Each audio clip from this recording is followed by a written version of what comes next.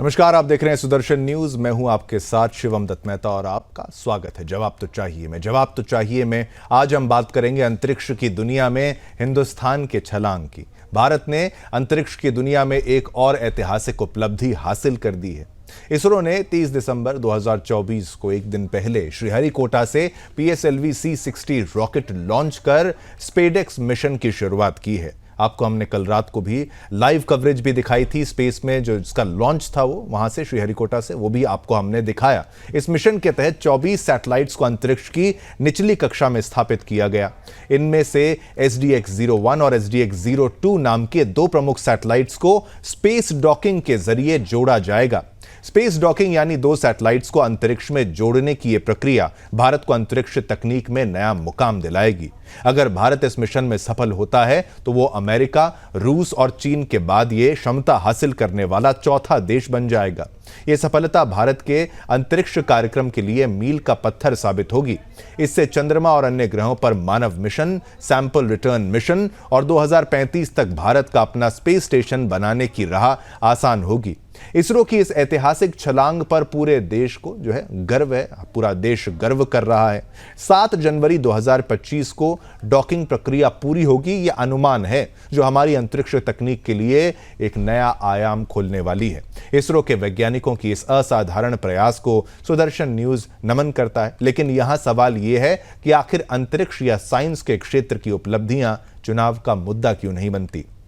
अंतरिक्ष के क्षेत्र में भारत की धमक से विश्व पटल पर भारत को क्या फायदा मिलेगा, यह भी एक प्रश्न है। और अंतरिक्ष में भगवा धमक से कितना बदलेगी भारतीयों की जिंदगी, करेंगे इसी पर चर्चा। लेकिन उससे पहले आप केंद्रीय मंत्री जितेंद्र सिंह जी को सुनिए, उसके बाद हम आपको यह भी सुनाएंगे कि चंद्रयान 3 की सफलता पर प्रधानमंत्री नरेंद्र मोदी जी ने क्या कुछ कहा था।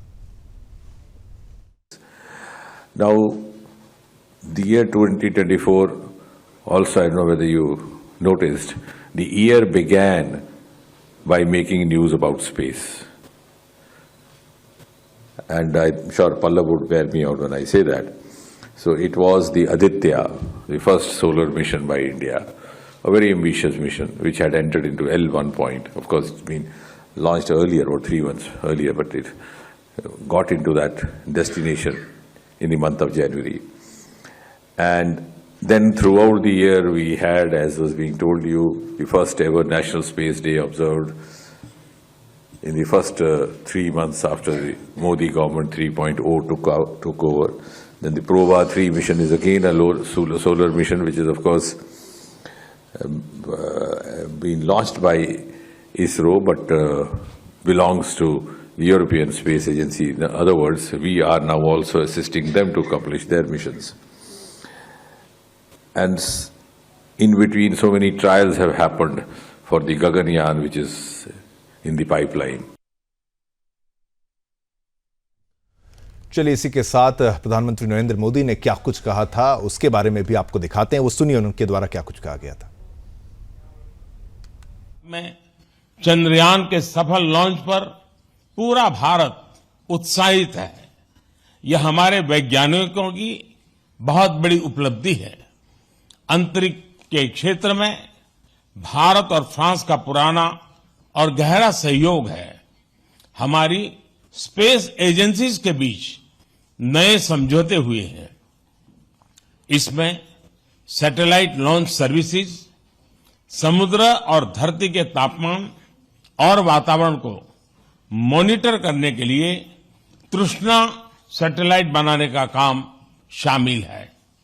Space based maritime domain awareness जैसे क्षेत्रों में भी हम अपना सहयोग बढ़ा सकते हैं। चलिए, ये जो मुद्दा है इसके बारे में चर्चा करने के लिए हमारे साथ एक्सपर्ट्स भी रहेंगे। लेकिन स्पेडेक्स क्या चीज़ है? यानी स्पेस डॉकिंग एक्सपेरिमेंट है। एक एक्सपेरिमेंट है जो धरती से 450 किलोमीटर, अगर मैं गलत नहीं हूँ तो 450 किलोमीटर ऊपर ये प्रक्रिया पूर्ण होगी, जिसमें एक चेजर है, एक पीछे भागेगा और एक टारगेट है। तो ये दोनों कनेक्ट होंगे, यानी कि जुड़ेंगे, जिसको डॉकिंग कहा जाता है। ये डॉकिंग की प्रक्रिया क्यों अहम है? क्योंकि आपको याद होगा कि भाई 2035 या उससे पहले ही भारत अपने लिए एक स्पेस स्टेशन बनाने की प्रक्रिया की ओर अग्रसर लगातार बढ़ता जा रहा है। चंद्रयान की कामयाबी तो आपने सुनी ही थी, चंद्रमा पर कैसे जो है तिरंगा जो लहरा गया, एक तरीके से भारत की फतेह, भारत की जीत की तस्वीर भी आपने देखी थी। तो इसरो लगातार नई उपलब्धियां यहां पर हासिल कर रहा है। तो फाइनल डॉकिंग जो है वो 7 जनवरी तक पूर्ण होगी, ये अनुमान जो है वो लगाया गया है। अब केवल 3 ही देश ऐसे हैं जो इसको करने में कामयाब हो चुके हैं, जिसमें अमेरिका, रूस और चीन सबसे बड़े नाम इनमें से ये हैं। और अब भारत भी इस क्लब में, यानी एलीट क्लब में भारत भी शामिल हो जाएगा। चलिए अपने मेहमानों के पास जाते हैं, उनके साथ चर्चा करते हैं, आगे बढ़ाते हैं। स्वागत करते हैं आलोक वत्स जी, बीजेपी से हमारे साथ। आपका धन्यवाद, आपने समय निकाला आलोक जी। साथ ही साथ हमारे साथ अमित तिवारी जी भी हैं। मैं चाहूँगा सभी को ऑडियो मेरा आ रहा है वो बताएं। नमस्कार। तो हमारे साथ तिवारी जी भी हैं, साथ तनु दीक्षित जी हमारे साथ हैं, राजनीतिक विशेषज्ञ वो भी हैं। चर्चा राजनीतिक भी होगी, उनसे उनके दृष्टिकोण के बारे में पूछा जाएगा। और साथ ही साथ हमारे साथ आरसी कपूर जी भी हैं, वैज्ञानिक हैं, वो उनका भी बहुत बहुत धन्यवाद, प्रोफेसर भी हैं वो, आपका भी बहुत बहुत धन्यवाद आरसी कपूर जी, आपने समय निकाला। कल भी आपके साथ हम जुड़े थे, लेकिन कल केवल आपकी आवाज़ के माध्यम से दर्शकों को समझाने का प्रयास हो पा रहा था। आज का अगर आज इस पर चर्चा की जा रही है, अब बाकी मिशन से कितना अलग, कितना मतलब इसकी भव्यता के बारे में, क्योंकि जहाँ तक मुझे एक फीलिंग थी, मुझे जहाँ तक एक आभास था कि ये कुछ बड़ा हुआ है। मैं इसको स्पेस स्टेशन से कनेक्ट करके मैं देख रहा था। अगर कल की भी मैं बात करूँ, काफ़ी तमाम चैनलों ने इसको दिखाया भी, समय देने का प्रयास किया, लेकिन इसकी महत्वपूर्ण ये कितना है, इसके बारे में अगर आप समझा पाएँ, कितना ये भारत के स्पेस मिशंस के लिए आगे चलकर कितना इम्पॉर्टेंट है, कितना यूज़फुल है, ये इसके बारे में कपूर साहब पहले आप बताइए। सभी से अनुरोध करूंगा कि अपने ऑडियो अनम्यूट रखें। सबसे पहले कपूर साहब इस मिशन के बारे में विस्तार से। नमस्कार। ये जो स्पेसएक्स मिशन है इसरो का, तो जाहिर है कि थोड़े समय में तो ऐसे काम नहीं हुआ करते हैं। ये अंतरिक्ष में बेहद पेचीदा प्रक्रिया के तहत 2 घटकों को आपस में जोड़ा जाना है। अंतरिक्ष में जहां आपके नीचे जमीन नहीं है, ऊपर एकदम आसपास सब शून्य है, ऑर्बिट में रहते हुए, ऑर्बिट में चलते हुए, तो हमारे जो काम की जो चीज है वो पृथ्वी का गुरुत्वाकर्षण बल है। उस बल के तहत हमने एक जो ऊर्जा हासिल की, तो हमने एक ऑर्बिट ग्रहण किया और उसमें अलग अलग दूरी पे अगर एक ही ऑर्बिट में रहते हुए 2 चीजों को पास में लाया जाता है और उनको आपस में जोड़ दिया जाता है, और ऑटोनॉमस तरीके से। हम लोग तो यहाँ जमीन पे बैठे हैं, तो रिमोट जो है स्तर पर ये सब कार्य हो रहा है, तो आप समझ सकते हैं कितना पेचीदा होगा और कितने समय से इस पर काम चल रहा हो। तो जैसा कि आपने बताया कल भी और आज भी कि ये स्पेसएक्स मिशन में 2 सैटेलाइट्स हैं, और ये दोनों जो है 220 किलोग्राम वजन के हैं जी। इनको 470 किलोमीटर की ऊंचाई की कक्षा में डाला गया है जी। और कल ये काम बड़ा सफलतापूर्वक हुआ। C-60 फ्लाइट थी PSLV की। PSLV जैसा कि आप जानते हैं इसरो का जबरदस्त वर्कहॉर्स है, और इसके मिशंस जो है उन्होंने सारी दुनिया में जो है इसरो का नाम चमकाया। तो इसरो ने विभिन्न देशों के लिए भी बहुत सारे मिशंस किए हैं और अपने लिए भी।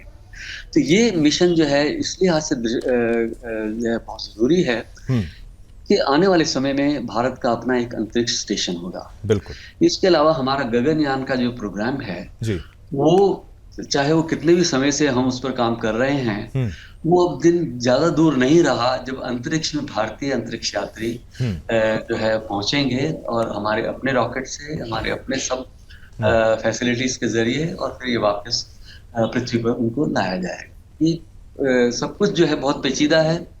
गगनयान कार्यक्रम के मामले में सबसे महत्वपूर्ण जो बात ये है, आनी जिंदगी जा रही है वहां, तो उनको सुरक्षित लेके आना।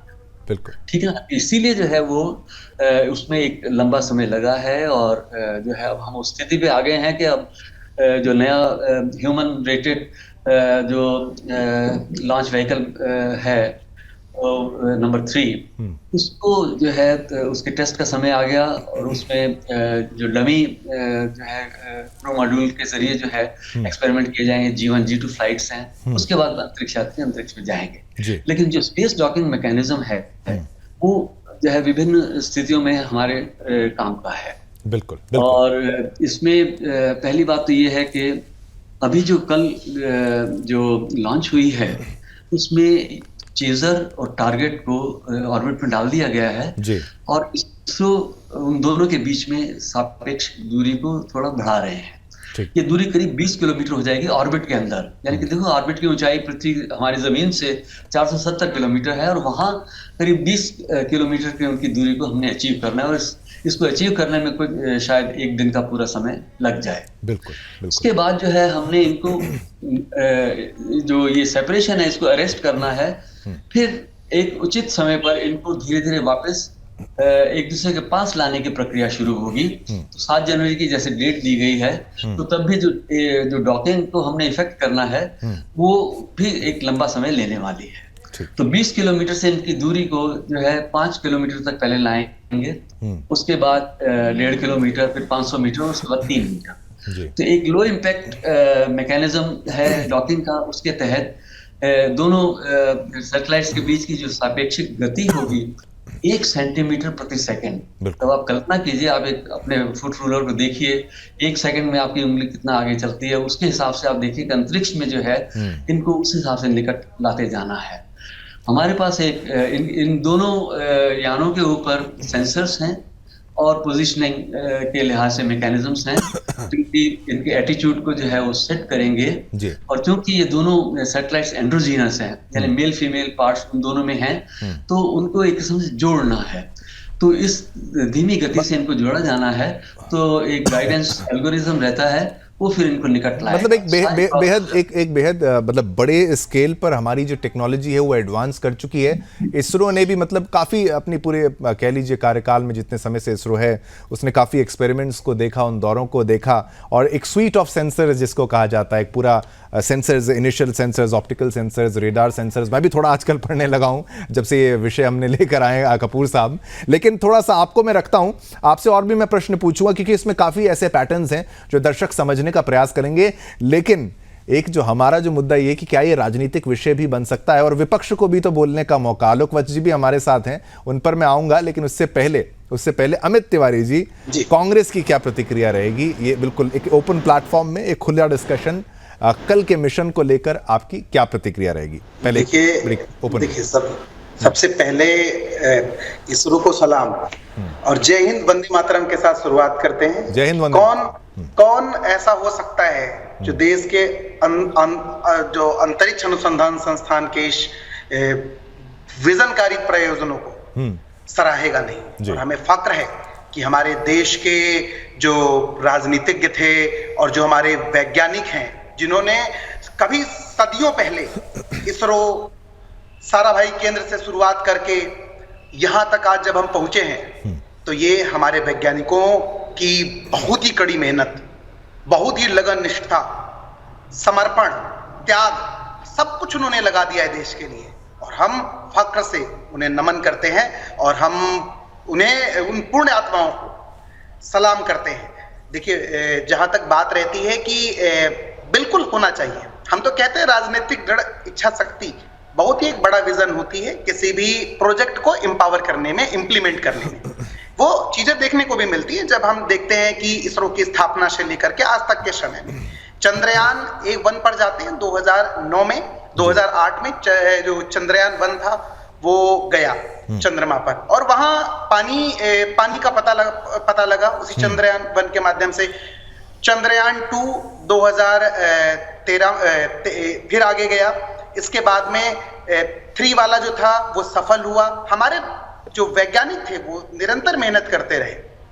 पहले जो टेक्नोलॉजीज थी, मार्स आर्बिट्रेटर 2013 में हमारा गया, मंगलयान गया। मंगलयान जब 2013 में सतह पर गया, मंगल की सतह पर गया, तो वो पहला, मतलब एशिया का ऐसा पहला देश था 2013 जब हमारे वैज्ञानिकों ने मंगलयान को मंगल की सतह पर पहुंचाया। और उस क्रम को बढ़ाते हुए 2023 में जिस प्रकार से चंद्रयान 3 का सफल परीक्षण किया, तो ये देश के लिए बहुत ही गौरवान्वित करने वाला क्षण है। और कल भी जो इसरो के द्वारा लॉन्चिंग की गई है वो वास्तव में देश को एक नए आयाम की ओर लेकर के जाएगा। इसमें राजनीतिक और दलगत राजनीति से ऊपर उठ करके हम उन वैज्ञानिकों को नमन करते हैं और हम चाहते हैं कि जिस प्रकार से उन्हें सुविधा संसाधनों का मैं भी देख रहा था कि जैसे 2004 से 2014 के कार्यकाल में हमारे वैज्ञानिकों ने बहुत अच्छा काम किया। वो एक बेस जो बुनियाद थी वो रखी, उसमें जीडीपी का 0.7% इसरो के अनुसंधानों पर खर्च होता था। वही 2014 से 24 के मध्य में भी डेटा देख रहा था, इसरो की साइट से देख रहा था, तो उसमें 0.8% मतलब लगभग बराबर जो बजट है वो दिया जा रहा है। लेकिन हम इस बात को कहते हैं कि जो आधारशिला हमारे वैज्ञानिकों ने पहले रखी है उसका आज फल देश को मिल रहा है और यह फल अनवरत मिलता रहना चाहिए। और आज जो आधारशिला रखी जा रही है उसका फल आगे आने वाले समय में देश को अंतरिक्ष के क्षेत्र में एक विशेष ऊंचाइयों पर ले जाने में मददगार साबित होगा और विश्व पटल पर भारत जिंदाबाद और वंदे मातरम ही चमकेगा। चलिए, बिल्कुल वंदे मातरम। लेकिन मैं वही है क्योंकि जब पॉलिटिकल गेस्ट आते हैं तो वो पॉलिटिक्स थोड़ी सी आ ही जाती है। जैसे अब तिवारी जी ने अपने 2004 से 14 के बीच के बारे में बातें बताई और परसेंटेज के बारे में बताया कि मैं बिल्कुल नहीं, ठीक है, शिवम भाई, मैंने बिल्कुल फैक्चुअल बताया कि हमें लगता है, हमें आज भी लगता है ये कि जितनी टेक्नोलॉजी बढ़ रही है उसके अनुसार कि चाहे कोई भी सरकारें आए, चाहे कोई भी दल के, उनके बजट को बढ़ाने की आज आवश्यकता है। जब हम उन बजट को बढ़ा लेंगे तो जाहिर सी बात है हमारे पास और भी एम्पावर जो संसाधन होंगे उनके माध्यम से हम और भी ऊंचाइयों को जल्दी प्राप्त कर पाएंगे। पर तिवारी जी, बजट भी तो चेंज होता है, मतलब उस तब का परसेंटेज इतना और अब का परसेंटेज इतना, तो उसका रेशियो में तो अगर देखें ना तो उस हिसाब से महंगाई में भी वृद्धि और कमी भी तो देखने को मिलती है ना। बजट तो उसी अनुसार चेंज होता है ना। अच्छा, ठीक है, चलिए, बिल्कुल बिल्कुल। चलिए आलोक वत्स जी, एक पॉलिटिकल रिएक्शन हमने यहाँ कांग्रेस का भी ले लिया और कोई विरोध का स्वर तो देखा नहीं, लेकिन बिल्कुल उन्होंने बताया कि भाई जो आज हो रहा है उसकी जो नींव थी 2004 से 14 में रखी गई थी। नहीं, शिवम जी नहीं, मैं क्लेरिफाई करता हूं। नहीं, आज हो रहा है, जो आज हो रहा है उसकी नींव पहले रखी गई और जो आगे होगा उसकी नींव आज रखी जा रही है। चलिए, ठीक है, एज इट इज। ठीक है आलोक वत्स जी, बड़ा प्रेम पूर्वक ही है, लेकिन आपका जवाब भी ले लेते हैं। देखिए, अमित तिवारी जी जो कह रहे हैं गलत नहीं कह रहे हैं। 2014 में जरूर इसकी शुरुआत हुई होगी और इन चीजों में टाइम लगता है, लेकिन आज श्रीहरिकोटा से जो PSLV C-60 रॉकेट लॉन्च हुआ है, स्पार्डेक्स मिशन की शुरुआत हुई है, यह अपने आप में एक अभूतपूर्व अचीवमेंट है। मैं इसरो के सभी साइंटिस्ट को, भारत सरकार में प्रधानमंत्री नरेंद्र मोदी को, उनके विजन के लिए जिसके द्वारा 24 और उसके बाद स्पेस डॉकिंग के जरिए SDX-1 और SDX-2 को जोड़ने की कवायद होगी। अगर हम इस मिशन में सफल हो गए तो हम एक स्पेस मिशन में विश्व में एक नई ऊंचाई छू लेंगे, इसमें कहीं कोई शक नहीं है। और उसके बाद रूस, अमेरिका और चाइना के समकक्ष हम चौथे सबसे बड़े स्पेस एनवायरनमेंट में दखल देने वाले भी एक देश बन जाएंगे। और अगर ये स्पेस डॉकिंग हमारा सफल हुआ जी, तो इससे चंद्रमा और अन्य ग्रहों पर मानव मिशन, सैंपल रिटर्न मिशन और अन्य उपलब्धियों को की जानकारियां प्राप्त करने में बहुत ही ज्यादा लाभ मिलेगा। बिल्कुल। ये प्रक्रिया जो है संभवतः 7 जनवरी तक, बिल्कुल 7 जनवरी तक पूरी होनी चाहिए जी। सब पूरे देश की आंखें इस पर लगी हुई हैं। ज्यादा तो इसके तकनीकियों के बारे में वैज्ञानिक RC कपूर साहब ही ज्यादा इस पर प्रकाश डाल सकते हैं। हालांकि इन्होंने बखूबी आम आदमी को समझने वाली भाषा में इसकी चर्चा की है, इसके लिए इनको भी धन्यवाद देना चाहता हूं। और समस्त ISRO के उन सभी वैज्ञानिकों को, उन सभी लोगों को जो इस मिशन को बनाने में सफल, अभियान छेड़ने में जिनका योगदान रहा है, बिल्कुल, उनको अपनी पार्टी की तरफ से और स्वयं जय हिंद और सैल्यूट करता हूं। बिल्कुल, बिल्कुल, बिल्कुल वत्स जी। चलिए एक तो भारत हाँ जी, अगर इसी तरह से प्रगति करता रहा हाँ, तो विश्व में एक महाशक्ति के रूप में उभरने से हमें कोई नहीं रोक सकता है। ऑलरेडी हम 5वीं सबसे बड़ी अर्थव्यवस्था में आ चुके हैं। तीसरी की तरफ भी पुरजोर कवायद है और मुझे विश्वास है कि नरेंद्र मोदी जी के नेतृत्व में 2027 तक ये मिशन भी पूरा हो जाएगा। ठीक, देशवासियों का इसमें योगदान रहा है। हाँ, हाँ, और एक आज जिस मिशन को हम जीत गए हैं, ठीक, बहुत ही गौरवान्वित करने वाला है।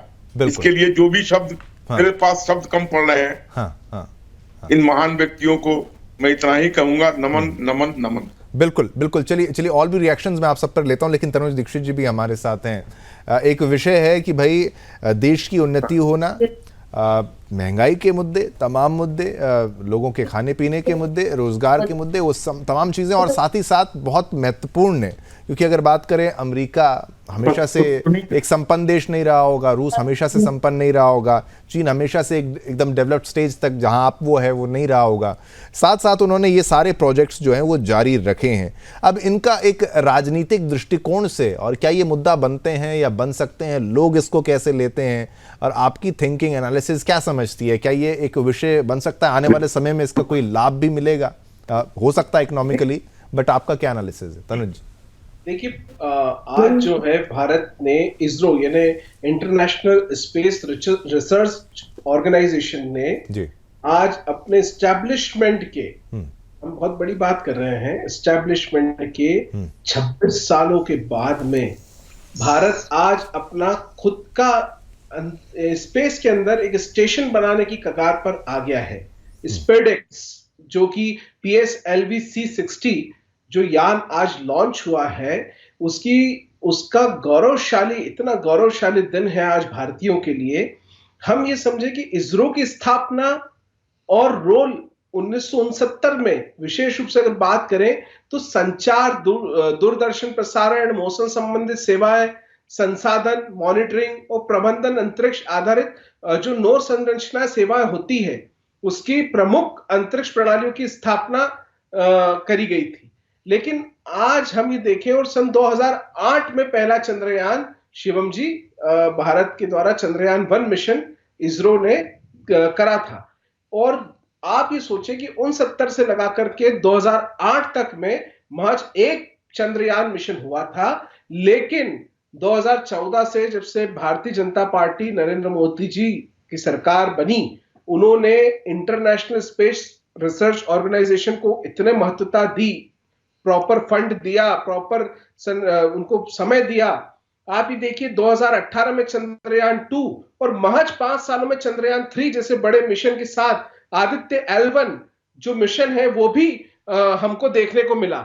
और बात यहां खत्म नहीं होती है, अभी भी आदित्य L1 के बाद में गंगायान, मंगलयान 2 और भी चंद्रयान 3 के बाद में चंद्रयान 4 और भी सुकरणयान, ऐसे कई सारे बड़े बड़े प्रोजेक्ट्स इसरो के द्वारा अभी पटल पर हैं और जल्दी हमें देखने को मिलेंगे। लेकिन निश्चित रूप से हम उन 5 महत्वपूर्ण देशों में शामिल हो चुके हैं, भारत की महत्वता बढ़ चुकी है, और कभी इंटरनेशनल स्पेस बना लिया गया भारत के द्वारा, तो कहीं ना कहीं हम महज टॉप 3 देशों में से एक में रहेंगे, जो कि हर भारतीय के लिए बेहद ही गर्वपूर्ण क्षण है। जी शिवम जी, बिल्कुल, बेहद ये गर्वपूर्ण जो है वो समय की बात आपने बिल्कुल सही की। लेकिन चलिए वापस आते हैं, क्योंकि ये विषय जो है चर्चा के साथ साथ फंड्स की बात जिस तरीके से आपने की, ये एक महत्वपूर्ण है। आलोक जी, मैं आपसे अगर ये प्रश्न पूछूं कि भाई ऐसे डेवलपमेंटल प्रोजेक्ट्स के लिए क्या आगे भी आपकी पार्टी या फिर आपकी जो सरकार है वो आगे भी इस बारे में सोचेगी कि भाई ये इस तरीके से आगे, क्योंकि भाई फिर अगर चलिए अमित तिवारी जी जैसे व्यक्ति हैं वो तो बिल्कुल कहते हैं बिल्कुल समर्थन समर्थन समर्थन, लेकिन कोई और बोल दे कि नहीं भाई और भी मुद्दे हैं, तो उसको बैलेंस आउट कैसे करते हैं, जनता को समझाते कैसे हैं? ठीक है, उसको समझाना भी तो बहुत महत्वपूर्ण है कि भाई ये देखिए ये भी आपके हित का है, कल को ये हम जो अगर चंद्रमा तक अगर हम पहुंच जाते हैं तो उससे हमें लाभ क्या है, उस एलीट क्लब में हम शामिल होते हैं तो उससे कितना हमें फायदा मिलने वाला है, वो तमाम चीजें आलोक वत्स जी उसके बारे में भी थोड़े कुछ शब्द। देखिए, तकनीकी तौर पर एक आम नागरिक होने के साथ मैं ये बात कह रहा हूं जी, नॉट बतौर बीजेपी प्रवक्ता, कि सबसे बड़ी जो भारत में मुझे समस्या नजर आती है, भयावह समस्या, वो है अनियंत्रित जनसंख्या। जी, अब ये कपूर साहब बताएंगे, हम लोगों के समय तक तो शायद ये संभव नहीं हो सके, लेकिन आने वाली पीढ़ी या उसके बाद की पीढ़ी चंद्रमा पर या किसी अन्य ग्रह पे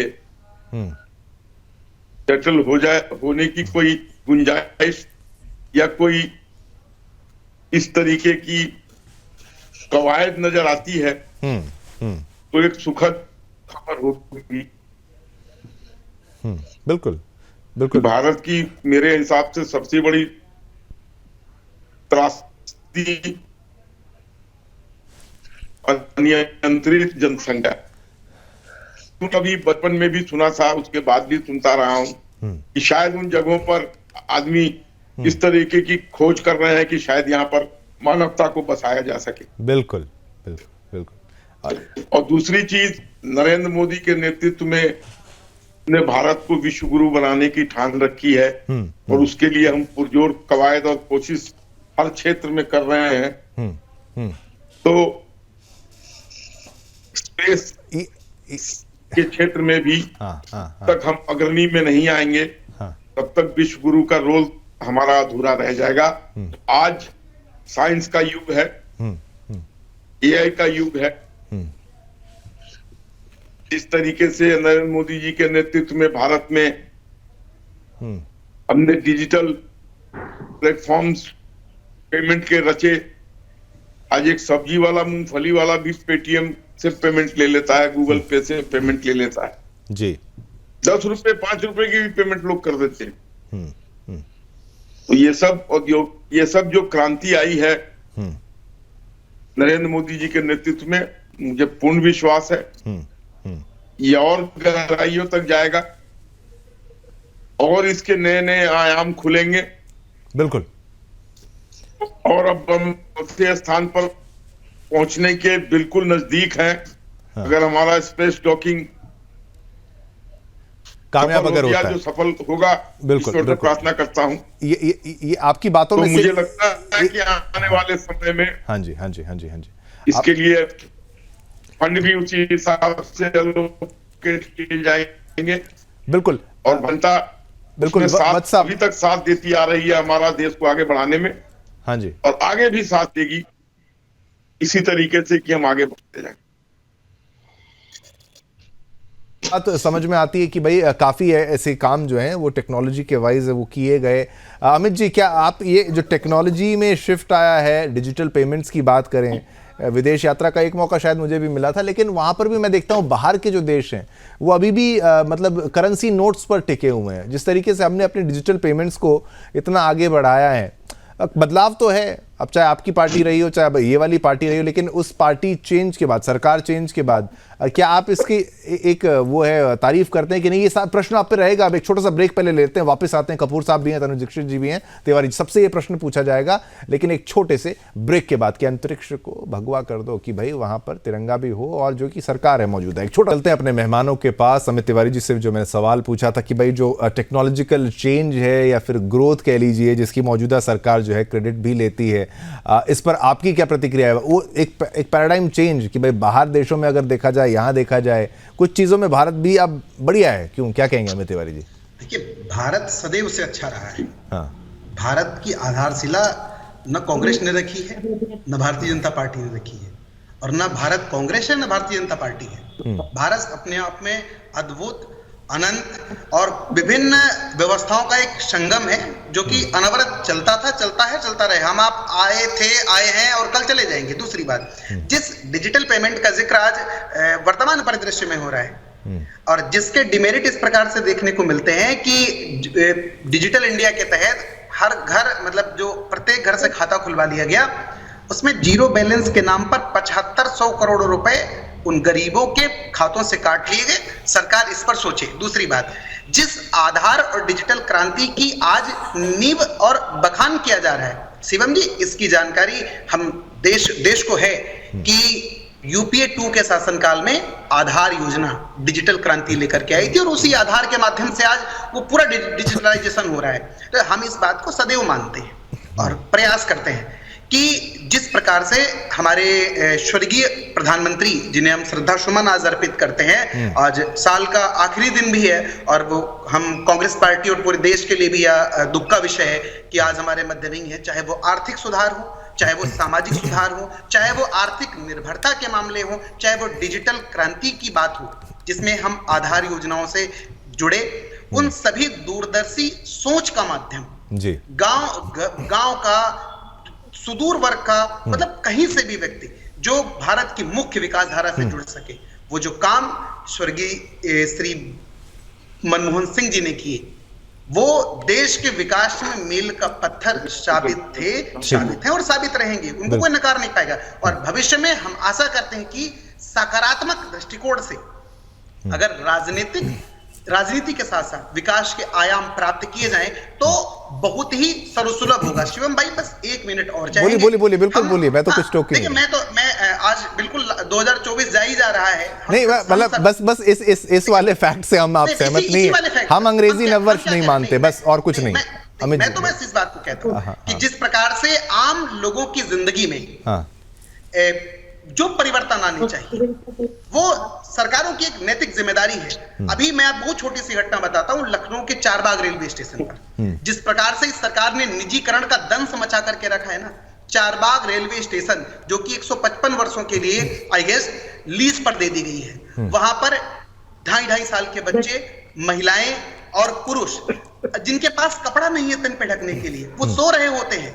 लेकिन कारपोरेट के जब से हवाले कर दिए गए हैं रेलवे स्टेशन, वहां पर अमानवीय कृत्य परसों रात में देखने को मिला कि उनको जगाने के लिए जो उत्तर भारत की सबसे करारी शीतलहर चल रही है, उसमें 0 डिग्री सेल्सियस वाला पानी उन पे डाल करके एक अमानवीय व्यवहार किया गया। हम सरकार से बस इतना कहना चाहते हैं, आप निजीकरण को बढ़ा करके कहां ले जाना चाहते हो? और जिनको आप निजीकरण दे रहे हो ना, वो इतने अमानवीय हो जाएंगे कि भारत के आम नागरिक के साथ वो बर्ताव करेंगे, वो जहर डालेंगे, वो पानी डालेंगे। ये भारत में स्वीकार्य नहीं है। इस पर सरकार को अमित जी, निजीकरण तो विदेश में भी है, अमेरिका में भी अगर कहा जाए तो मैं क्या कह रहा हूं ना, इकोनॉमी इस संपत्ति पर शिवम भाई, देश की संपत्तियों पर उद्योगपतियों का अधिकार नहीं है। ठीक है, जो लोग हैं, ये विवाद तो बहुत लंबा है अमित जी। ये तो मतलब नहीं शिवम भाई, बिल्कुल आपकी बात में मानता हूं। आप जो कहना चाहते हैं गरीबों के लिए, बिल्कुल हम भी हक की आवाज, महिलाओं के लिए हम मानते हैं। ठीक, मैं इस मानवीय पहलू को बता रहा हूं कि सरकार को सोचना चाहिए कि अगर देश के सभी संस्थानों को, जो कि देश की धरोहर है, वो इन कारपोरेट के हाथों दे दिया जाएगा तो सिर्फ अंग्रेजों की तरह देखिए, कॉर्पोरेट के हाथों कहने वाली बात है कि चाहिए। अब जो बड़े घरानों की अगर आप बात करें, बिजनेस हाउसेस की अगर बात करें, तो आज की नहीं है, वो तो आपके टाइम पर भी भलते फूलते थे। मैंने नहीं कहा भाई, शिवम भाई, मैंने कहा ना, हमने इस बात को कहा। ये देखिए, ये तो ये एक एंडलेस डिबेट है अमीर और गरीब की, और नौकरी देने वाले की, लेने वाले की, और बिल्कुल। अरे मैं शिवम भाई, मैं इस बात को नहीं कहता, मैं बस छोटी सी बात कहना चाहता हूं। जिस गरीब के लिए IITs, MNITs और की आधारशिला देश में रखी गई, अगर उनको कुछ कारपोरेट के हाथों दे दिया जाएगा, तो मैं बस एक झलक दिखाना चाहता हूं कि जिस प्रकार से रेलवे स्टेशन पर वो अमानवीय कृत्य किया गया, उसी प्रकार से उनके बच्चों को उन्हीं इंस्टीट्यूशंस में नहीं पढ़ने दिया जाएगा। ये देश के लिए चिंता का विषय होगा। पर ये ठीक है, कौन सी पार्टी में किस सरकार में ऐसा नहीं हुआ ये तो बड़ा प्रश्न, बहुत लंबा, लेकिन कोई बात नहीं, बिल्कुल नहीं, आपने एक अच्छा मुद्दा उठाया यहाँ पर। बाकी नववर्ष वाला मैं बता दूं कि भाई अंग्रेजी नववर्ष को सुदर्शन परिवार तो नहीं मानता, कि भाई हम कहते हैं नहीं हमारा नहीं है, कि भाई आज लोग रात को क्या कुछ करेंगे, हम तो कहते हैं कि भाई आराम से अपने घर पर जाइए, एक नॉर्मल कैलेंडर चेंज होगा, बिजनेस ईयर जरूर बदल जाएगा और अच्छे काम में लगाइए समय, अप्रैल के महीने में जो आएगा वो ठीक है। तनुज जी, आपसे मैं अब ये पूछूं कि भाई जो अमित तिवारी जी ने ये कहा कि भाई ये अगर डेवलपमेंट की बात करें तो उसमें जो थोड़ी खामियां भी उन्होंने बताई, और कैसे कि भाई जो आम लोग हैं, कैपिटलिज्म, ये एक थोड़ा सा लंबा प्रश्न, लेकिन छोटे से मैं आपका यहाँ पर एक टिप्पणी लेना चाहता हूँ, फिर कपूर साहब से थोड़ा सा अंत में विस्तार से समझेंगे कि भाई ये डॉकिंग से लेकर सब 70 में प्राइवेटाइजेशन भारत लेकर के आई है, ये ज्ञात हो अमित भाई को भी। और सबसे बड़ी बात, निजीकरण किसी भी चीज की व्यवस्था को सुधार करने के लिए और आगे ले जाने के लिए आवश्यक है। भारत सुधार है जो देखने को मिल रहा है। तिवारी जी बोलने दीजिए, बस बोलने दीजिए। हमने तो सिर्फ सुधार के बारे में बात की है। हम सिर्फ इस पर शिवम भाई बात करते हैं कि जो बनारस हिंदू विश्वविद्यालय और विश्वविद्यालय, ठीक है तिवारी जी बोलने दीजिए। नहीं, अब मैं आपको खुल के मौका दिया, मैंने नहीं टोका। हाँ, उनके हॉस्टलों को बंद कर दिया गया, ये कौन सा सुधार है? वो सुनिए, हाँ सुन लीजिए। ऐसा है कि जो फंड्स, देखिए सरकार कर्जा लेती है, कर्जा लेकर के विकास करती है, उससे बेहतर यह है कि सरकार कर्जा ना लेते हुए उद्योगपतियों को ही विकास करने की प्रणाली दे रही है। इससे और आसान कार्य हो रहा है। तो जानना चाहते हैं कि सरकार ने कहीं ज्यादा, मतलब एक 233% ज्यादा कर्जा लिया है जब से इन्होंने पूंजीपतियों को दिया है, तो सरकार कर्जा लेने, महंगाई का दर देखिए, 16% इन्फ्लेशन होता है एवरी ईयर। अगर आप थोड़ा सा कॉमर्स और इकोनॉमिक्स समझते हैं तो 16% से जो इन्फ्लेशन होता है वो बहुत बड़ा दर होता है। और भारत कोई छोटा देश नहीं है, हम दुनिया के दूसरे बड़े देशों में से शामिल है। ऐसे में निश्चित रूप से हमारे यहाँ का आर्थिक विकास भी बहुत महत्वपूर्ण है। और जिस तरीके से प्राइवेटाइजेशन भारत हो रहा है, निश्चित रूप से वो कर्जा लेने से कहीं बेहतर ऑप्शन मोदी सरकार ने खड़े करे हैं बड़े उद्योग। तनुज भाई, मैं बस छोटा सा कहता हूँ, अगर सरकार की कर्जा लेने की प्रक्रिया में कमी है तब तो ठीक है। सरकार 233% ज्यादा कर्ज में डूबी है, तो सरकार कर्जा क्यों ले रही है? फिर निराकरण बनाएंगे जी, उसी लिए समाधान ढूंढ रही सरकार। नहीं, अब 10 साल में समाधान ही ढूंढ रहे हैं, यही तो मैं कहना चाहता हूँ, नहीं जानना चाहता। मतलब क्या होता है 10 साल, वो तो बिल्कुल डेवलपमेंट के स्टेज में अगर सोचा जाए तो बहुत कम ही माने या ज्यादा माने आरोप प्रत्यारोप के लिए। ठीक है, 10 साल में क्या जनरेशन भी पार नहीं हो पाती। चलिए आरसी कपूर साहब, वापस मैं आप पर आता हूँ।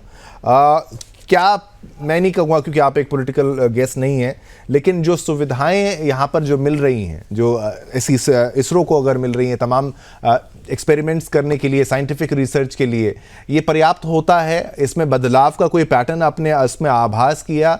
और उन्नति के लिए जैसे अमेरिका, चीन, रूस, ये लोगों ने पहले से ही इसकी शुरुआत करी थी, हम कहाँ खड़े होते हैं? अगर इसका थोड़ा सा इसके बारे में कुछ as a scientist, as a professor अगर आप बोलना चाहें तो। सब में मोबाइल नंबर होना जी। कपूर साहब, आपकी आवाज।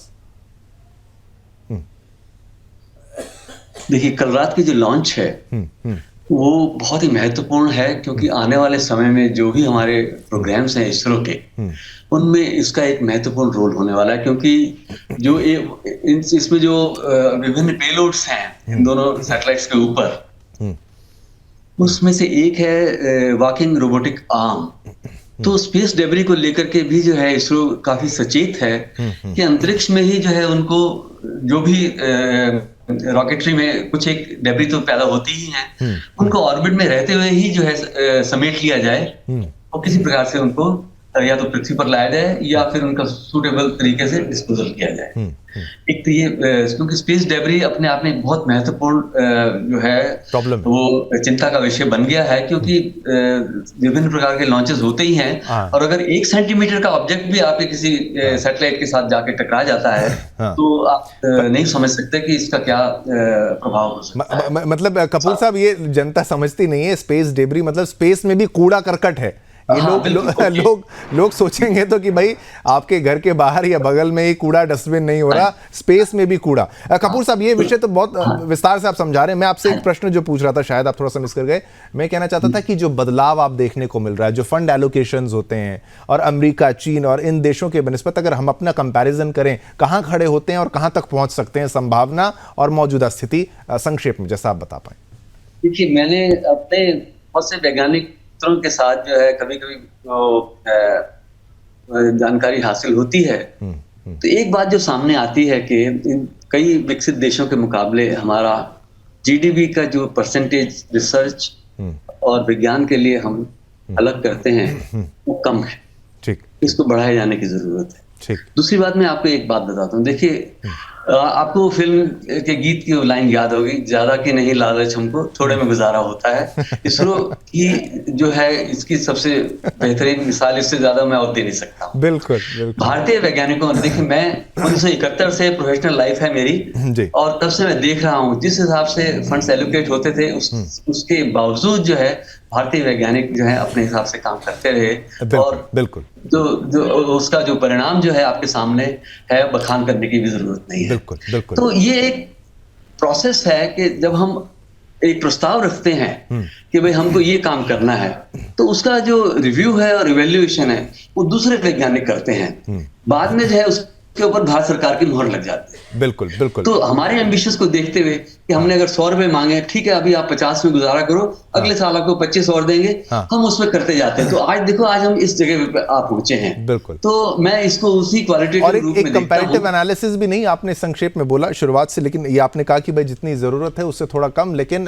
प्रयास आगे जारी है और बहुत किफायती हमारी ऑर्गेनाइजेशंस हैं। उसके लिए बहुत बहुत धन्यवाद आप जैसे वैज्ञानिकों को भी, और इस तरीके से लगे रहिए और भारत को आगे बढ़ाते रहिए। पार्टी कोई भी रहे लेकिन भारत आगे बढ़ना चाहिए। समय का अभाव है, धन्यवाद करना चाहूंगा। आलोक वत्स जी हमारे साथ है, आपका धन्यवाद। अमित तिवारी जी आपका धन्यवाद। तनुज दीक्षित जी आपका धन्यवाद। और आरसी कपूर जी आपका बहुत बहुत धन्यवाद करता हूं। चलिए दर्शकों, आज्ञा दीजिए। तो अंतरिक्ष पर एक बहुत बड़ी फतेह हुई है, भारत की जीत हुई है, जिसके बारे में आज हमने चर्चा की। राजनीतिक एंगल भी हमने समझने का प्रयास किया ताकि कोई भी छूट ना जाए, किसी की बात यहां पर रह ना जाए। आज्ञा दीजिए मुझे, शिवम दत्त मेहता को, मेरी और मेरी पूरी टीम की तरफ से आप सभी को जय हिंद, जय भारत, जय हिंदुस्तान।